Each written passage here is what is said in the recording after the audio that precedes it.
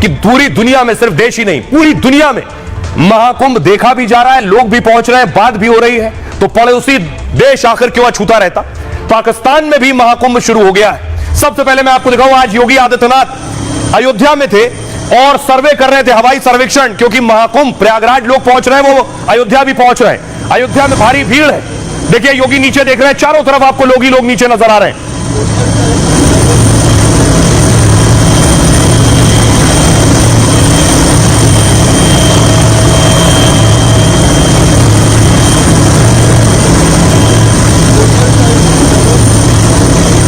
अगली तस्वीर मैं आपको दिखाऊं, योगी दरअसल अयोध्या देख रहे थे नीचे, और यह है वो तस्वीर, अयोध्या की तस्वीर मैं आपको दिखा रहा हूं। भक्त लाखों की संख्या में अयोध्या भी उसी तरह से पहुंच रहे हैं। जो प्रयागराज आ रहे हैं वो महाकुंभ में स्नान करके उसके बाद अयोध्या जा रहे हैं दर्शन के लिए रामलला के।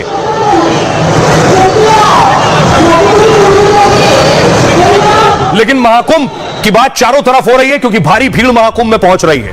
लाखों करोड़ों लोग महाकुंभ में पहुंच रहे हैं। इसलिए पड़ोसी मुल्क पाकिस्तान में रहने वाले जो हिंदू हैं वो आखिर महाकुंभ और स्नान से कैसे पीछे रहते। तो तस्वीर देखिए जरा, पाकिस्तान में भी गंगा जल से स्नान कर रहे हैं, महाकुंभ पाकिस्तान में भी हो रहा है।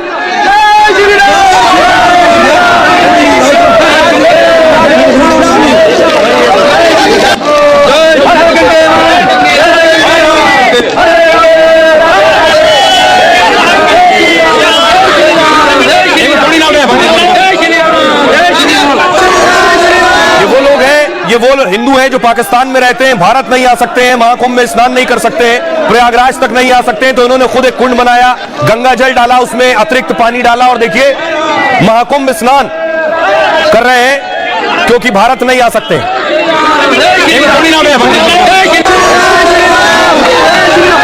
और न सिर्फ महाकुंभ स्नान कर रहे हैं, बल्कि उसी तरह विधि विधान से पूजा भी कर रहे हैं, पूजा पाठ भी कर रहे हैं, और पूजा पाठ के साथ साथ आसपास के स्थानीय लोग भारी संख्या में पहुंच चुके हैं।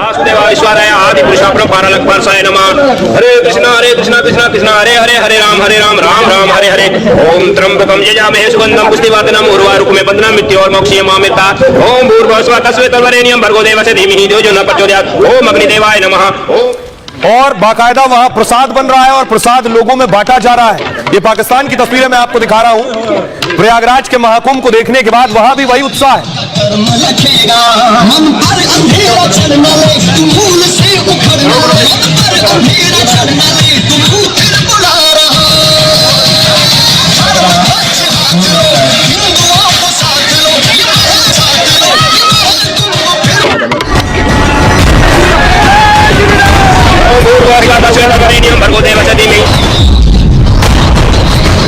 वहाँ तो जा नहीं सकते, प्रॉब्लम है, इसलिए हम यहाँ पर सेलिब्रेट पाकिस्तान। हमारे जो ऋषि मुनि हैं वो भी स्नान कर रहे हैं, ऋषि मुनि भी स्नान कर रहे हैं। स्नान करेगा उसके पाप खत्म हो जाएंगे। स्नान से जो हमारे किए हुए पाप वो सब धुल जाते हैं।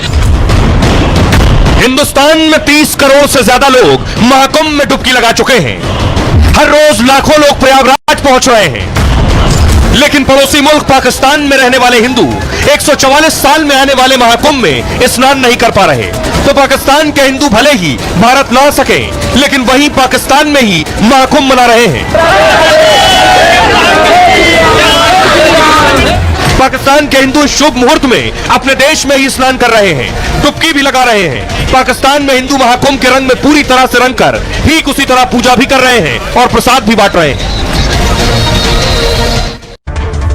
अब देखिए जरा कि आखिर कैसे कैसे पाकिस्तान में महाकुंभ मनाया जा रहा है। लोगों के पास क्या विकल्प है, क्या किया है। भारत आ नहीं सकते हैं, प्रयागराज तक आ नहीं सकते हैं, तो वहां के हिंदू क्या कर रहे हैं। ये तस्वीर जो आप देख रहे हैं, दुनिया भर में महाकुंभ को लेकर दीवानगी दिख रही है इस वक्त। प्रयागराज में 30 करोड़ से ज्यादा श्रद्धालु पहुंच चुके हैं। तो दुनिया के कई देशों से भी श्रद्धालु पहुंचे, अलग अलग देशों से। पाकिस्तान में कुंभ को लेकर जबरदस्त क्रेज दिख रहा है। पाकिस्तान में अनोखे तरीके से महाकुंभ चल रहा है। पाकिस्तान में ही हिंदुओं ने महाकुंभ आयोजित कर लिया है।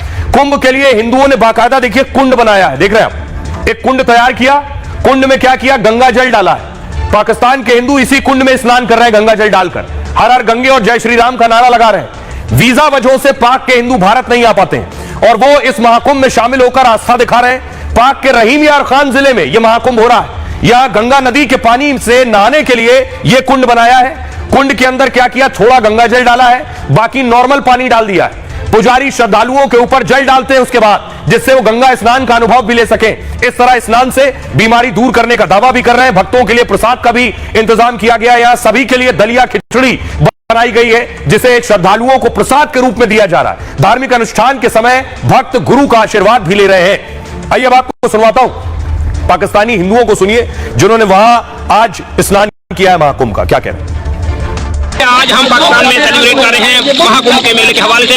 हमने यहाँ पर पीछे तालाब है उसमें गंगा जल डाला है और गंगा जल के जरिए से हम या पैप के माध्यम से स्नान कर रहे हैं, क्योंकि इतनी ज्यादा पानी हम बाल्टियों के माध्यम से नहीं ला सकते थे। वहाँ तो जा नहीं सकते, प्रॉब्लम है, इसलिए हम यहाँ पर सेलिब्रेट पाकिस्तान में। हमारे जो ऋषि मुनि है वो भी स्नान कर रहे हैं, ऋषि मुनि भी स्नान कर रहे हैं। यहाँ पे 14वां रतन कुंभ रतन जो है वो स्नान कर रहे हैं। जो जिसको भी बीमारी और जो कोई मसला मसाइल है उसको मकसद दर्द रहता है, जान में घुटनों में दर्द है या गले में मसला है, बुखार या कोई भी मसला बीमारी है, तो ये स्नान करने से वो बिल्कुल ठीक हो जाएगा। बहुत ही आनंद आ रहा है, हर जो आदमी स्नान करेगा उसके पाप खत्म हो जाएंगे। जिनको अगर कोई भी बीमारी होती है शरीर तौर पर, तो अगर यहाँ पर स्नान किया जाता है तो उनकी वो पीड़ा वो बीमारी जो है वो खत्म हो जाती है, ठीक है ना। क्योंकि आज का जो स्नान है सबसे पवित्र और पाक है। इस स्नान से जो हमारे किए हुए पाप है वो सब धुल जाते हैं। जैसे कि हमारे मैल जिस शरीर से मैल धुल जाता है, इसी प्रकार से हमारा जो पाप है गुनाह है वो भी धुल जाते हैं। गंगा स्नान करते वक्त आपने मंत्र पढ़ना, गंगा जमुना सरस्वती। तो पाकिस्तान के हिंदुओं को आप सुन रहे थे जो वहां भी महाकुंभ का स्नान कर रहे हैं, लेकिन भारत में जो महाकुंभ अगला अमृत स्नान आने वाला है 2 दिन बाद, उससे पहले एक खबर आई, अगली तस्वीर में आपको दिखाऊं। ममता कुलकर्णी से जुड़ी हुई खबर है। ममता कुलकर्णी पिछले दिनों महामंडलेश्वर उन्हें बनाया गया, बाकायदा संगम में डुबकी लगाई ममता कुलकर्णी ने और उसके बाद महामंडलेश्वर की पदवी से उन्हें सम्मानित किया गया।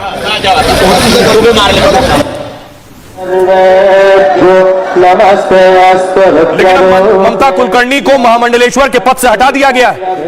किन्नर अखाड़ा के महामंडलेश्वर पद से छुट्टी होने का दावा किया जा रहा है ममता कुलकर्णी के। अकेले ममता कुलकर्णी नहीं है, बल्कि लक्ष्मी जो किन्नर अखाड़े में शामिल है, लक्ष्मी को भी हटा दिया गया है महामंडलेश्वर के पद से।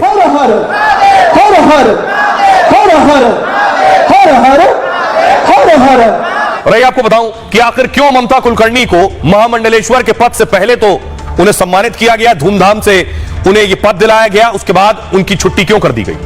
किन्नर अखाड़े के संस्थापक हैं ऋषि अजय दास ने ममता कुलकर्णी को हटाया है। आचार्य महामंडलेश्वर लक्ष्मी नारायण त्रिपाठी को भी अखाड़े से हटा दिया है। लक्ष्मी नारायण त्रिपाठी ने ही ममता को उपाधि दी थी। ममता कुलकर्णी पर किन्नर अखाड़े ने एक बयान जारी किया। बयान में ममता कुलकर्णी के ऊपर एक्शन की वजह बताई है। ममता को महामंडलेश्वर बनाने में प्रक्रिया का पालन नहीं किया गया है। जिस पर देशद्रोह का आरोप है, उसे महामंडलेश्वर कैसे बनाया जा सकता है। यह कोई बिग बॉस का शो नहीं है जिसको कुंभ के दौरान 1 महीने चला दिया जाए। सन्यास बिना मुंडन संस्कार के मान्य नहीं होता है। यह सनातन धर्म प्रेमी और समाज के साथ छलावा कर रहे हैं। लक्ष्मी नारायण को किन्नर समाज के लिए आचार्य महामंडलेश्वर बनाया था, लेकिन वो भटक गई। ऐसे में मुझे एक्शन लेना पड़ा, यह इनका कहना है। आचार्य महामंडलेश्वर लक्ष्मी नारायण त्रिपाठी ने अजय दास के दावे पर सवाल उठाया। लक्ष्मी पूछ रही है, आखिर ये कौन होते हैं अखाड़े से मुझे निकालने वाले। 2017 में अजय दास को किन्नर अखाड़े से निकाल दिया गया था। वो निजी स्वार्थ के लिए ऐसा कह रहे हैं और कर रहे हैं। अखाड़ा परिषद के अध्यक्ष रविंद्र पुरी ने लक्ष्मी नारायण त्रिपाठी का साथ दिया। रविंद्र पुरी ने पूछा है कि अजय दास कौन है, हम इन्हें नहीं जानते। आइए अब आपको सुनवाता हूं, सुनिए जरा लक्ष्मी क्या कुछ कह रही है और अजय दास क्या कह रहे हैं। सीधे संन्यास देने की बजाय सीधे जो है महामंडलेश्वर का पद दे देती है, ये बिल्कुल धर्म के खिलाफ अनुचित और निंदनीय।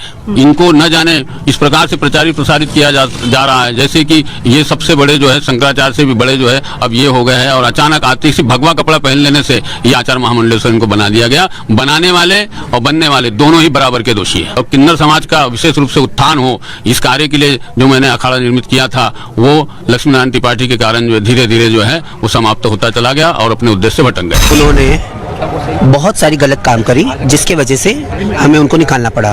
वो लव गुरु बने, उनका इतिहास रहा है हमेशा विवादों में। उन्होंने विवाह करा, उनके बच्चे हैं, और अगर वो किन्नर अखाड़े की संस्थापक होते तो वो किन्नर अखाड़े में रहने चाहिए ना। आप कहाँ से आ रहे हैं इंटरव्यू करके उनका? दूसरे किसी कंप्यूटर बाबा, हमारे कंप्यूटर बाबा के इधर से आ रहे हैं ना, उनका इंटरव्यू करके, तो कंप्यूटर बाबा और किन्नर अखाड़े का क्या लेना देना? अगर जो संस्थापक होता वो किन्नर अखाड़े में रहता। हमारे संस्थापक और हमारे पुराने सारे महामंडलेश्वर यहीं पे, और जितने नए महामंडलेश्वर 2016 के बाद बने हैं वो सब भी खड़े हैं। तो जो पुराने हैं वो भी हमारे साथ है, जो नए वो भी हमारे साथ है। और हमारे अखाड़े में तो हमने नारियों को, जब ऋषि अजय दास थे तो एक साध्वी को भी हमने महामंडलेश्वर बनाया, और उनको भी उन्होंने शादी का वचन दिया था। अच्छा। और भावना कौन थी उनसे जरा जाके पूछिए। तो एक नई लड़ाई है, लेकिन सवाल यह कि ममता कुलकर्णी को हटाने के पीछे वजह क्या है? क्योंकि ममता कुलकर्णी पर कई आरोप लगे। ममता कुलकर्णी इससे पहले बॉलीवुड में रही, कई बड़ी फिल्में की उन्होंने, उसके बाद बॉलीवुड छोड़ दिया उन्होंने। तो जो उनकी जिंदगी का ये जो फेजेस रहे, जो चरण रहे, वो विवादों में रहे कई, जिसको लेकर ये बवाल खड़ा हुआ। किन्नर अखाड़े में ममता कुलकर्णी की एंट्री से ही बवाल हो गया था। दरअसल 7 दिन पहले ही उन्होंने महामंडलेश्वर उन्हें बनाया गया। संन्यास दीक्षा ग्रहण कर किन्नर अखाड़े में शामिल हुई थी वो। महाकुंभ में महामंडलेश्वर की उपाधि से उन्हें नवाजा गया था। ममता कुलकर्णी का नाम दरअसल अंडरवर्ल्ड डॉन से जोड़ा गया था, और दावे के मुताबिक उनका अंडरवर्ल्ड से कनेक्शन था। फिल्म इंडस्ट्री छोड़ने से पहले अंडरवर्ल्ड के संपर्क में आई वो। दावा है कि इसी वजह से एक बड़ी फिल्म से भी ममता को निकाल दिया गया। छोटा राजन से फोन करवाने के बाद उन्हें फिल्म मिलने का दावा है। ममता कुलकर्णी ने इन खबरों को हमेशा झूठा बताया है। ड्रग माफिया विक्की गोस्वामी से शादी का आरोप लगा उन पर, हालांकि ममता कुलकर्णी ने इस आरोप को भी खारिज कर दिया था। 1993 में ममता कुलकर्णी को लेकर बड़ा विवाद हुआ था। तब ममता कुलकर्णी ने मैगजीन के लिए टॉपलेस फोटो शूट कराया था। 12 साल के करियर में उन्होंने 40 से अधिक फिल्में की। 2003 में ममता कुलकर्णी ने फिल्म इंडस्ट्री छोड़ दी थी। हाल ही में कुंभ में पिंडदान कर सुर्खियों में आई थी वो। सुनिए जरा खुद ममता कुलकर्णी ने क्या कहा और साधु संत क्या कह रहे हैं ममता को हटाए जाने पर। गुरुओं ने मेरी 3 दिन तक परीक्षा ली और ऐसे ऐसे प्रश्न पूछे जो सिर्फ एक तपस्वी ही एक दूसरी तपस्वी को जान सकता है कि क्या उसकी तपस्या है, उसने ध्यान कितना किया है, उसने अंतर कैसे, वैराग्य किसको कहते हैं। तो ये सब की परीक्षा करने के बाद मुझे महामंडलेश्वर की पदवी प्राप्त हुई है। हम लोगों को इस साधुता को पाने में 50-50 वर्षों का तप लगा है। साधु होना बहुत बड़ी बात है। महामंडलेश्वर तो बहुत बड़ा तत्व है। आजकल मैं देख रहा हूँ किसी की मुंडी पकड़ के महामंडलेश्वर बना दिया, ऐसा नहीं है। तो बनना अलग है और हो जाना बहुत अलग है। बढ़िया भगवा रंग के कपड़े पहन लो, एक रुद्राक्ष की माला पहन लो, हो गए आप भी महामंडलेश्वर। ये बनना है, हो जाना अलग है। होना अंदर से प्रकट हो। किसी के कहने पर, पॉपुलैरिटी पर, आर्थिक संपन्नता पर, इकोनॉमी संपन्नता पर आप संत नहीं हो सकते। जो ड्रग्स के आरोप में जेल में भी रह के आई हुई हो और अचानक से भारतवर्ष के अंदर प्रकट हो जाती है, मुंबई में अचानक से महामंडलेश्वर की उपाधि ले ली। मैं कहती हूँ क्या महामंडलेश्वर की उपाधि क्या सस्ती है? हाँ, हीरोइन रही है फिल्मों में। जब वो महामंडलेश्वर बन गई तो उस समय इतना विरोध पैदा क्यों हुआ? मेरा ये मानना है, देखिए वैरागी है, वैरागी किसी भी अवस्था में आ सकता है, और हमारा मानना है कि ममता जी को वैरागी आ गया, वो महामंडलेश्वर बन गई। और महामंडलेश्वर वही बनता है जो पढ़ा लिखा होता है, जो योग्य होता है। तो साधु संत एक सवाल और उठा रहे हैं कि आखिर क्या कोई भी महामंडलेश्वर बन सकता है? चाहे वो कोई भी हो, कैसे भी हो, उसे महामंडलेश्वर की पदवी दे दी जाती है। तो आइए आपको बताता हूं कि आखिर क्या तरीका है महामंडलेश्वर बनने का और कैसे कोई एक इंसान महामंडलेश्वर बन सकता है। दरअसल सनातन धर्म के सबसे बड़े धर्म गुरु शंकराचार्य होते हैं, धर्मगुरु जो होते हैं। और शंकराचार्य के बाद दूसरा सबसे बड़ा पद क्या है? महामंडलेश्वर का। यह पद अखाड़ों में सबसे बड़ा और अहम जिम्मेदारी भरा होता है। महामंडलेश्वर बनने के लिए व्यक्ति में वैराग्य संन्यास होना चाहिए और उसका परिवार के साथ कोई संबंध नहीं होना चाहिए। उम्र की सीमा नहीं, लेकिन संस्कृत वेद पुराणों का ज्ञान जरूरी है। महामंडलेश्वर बनने के लिए अखाड़ों में आवेदन करना होता है। इसके लिए आवेदक का मठ या सनातन धर्म के गुट से जुड़ा होना जरूरी है। वो जिस जगह से जुड़ा है वो संस्था समाज कल्याण का काम करती हो। कोई भी जो 10-12 साल से कथावाचक है वो आवेदन कर सकता है। आवेदन करने के बाद अखाड़े आवेदक की योग्यता की जांच करते हैं। सभी जांचों में सफल होने के बाद खुद का पिंडदान करना होता है। पिंडदान करने के बाद महामंडलेश्वर का पट्टाभिषेक होता है और इस पट्टाभिषेक में सभी 13 अखाड़ों के संत महंत मौजूद रहते हैं। उनकी मौजूदगी में महामंडलेश्वर को चादर भेंट की जाती है। दूध, दही, घी, शहद और चीनी से बना पंचामृत बांटा जाता है। यह है महामंडलेश्वर बनने का तरीका। एक और साध्वी जो कुंभ में आई, जिनको लेकर विवाद भी हुए, सवाल भी उठे, वो है हर्षा। हर्षा कुंभ में एक अखाड़े में थी, विवाद हुआ, दूसरे अखाड़े में चली गई।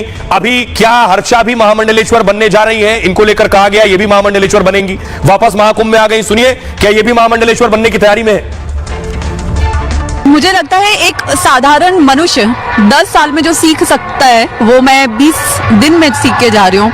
अच्छा बुरा, उतार चढ़ाव, मैंने सब देख लिया है, इनफैक्ट सब दिखाया भी गया है, लेकिन अच्छा लग रहा है मुझे लगता है कि मैं यहाँ से जब जाऊंगी ना तो एक बहुत हद तक एक मजबूत इंसान बन के जाऊंगी।